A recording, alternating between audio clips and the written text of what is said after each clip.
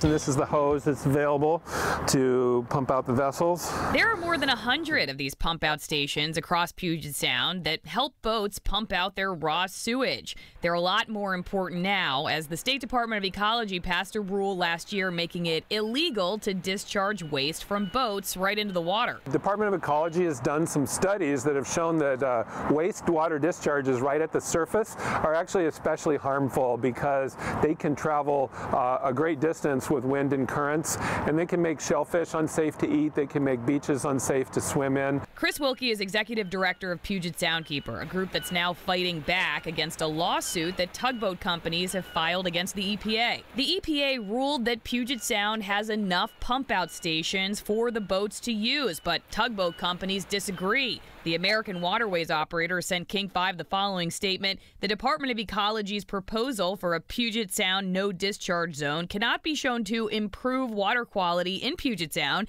and the department acknowledges that it would cost vessel operators $750 million while providing no demonstrable environmental benefit. If you look at these tugboats, they're very sophisticated vessels. They're multi-million-dollar vessels.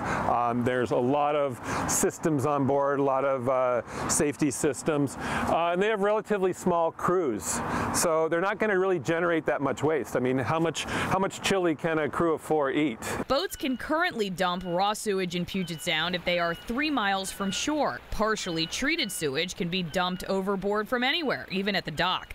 The regulation will require any vessel with a permanent toilet to store its waste until it can be pumped ashore, but boats were given 5 years to comply. In Tacoma, I'm Alison Morrow, King 5 News.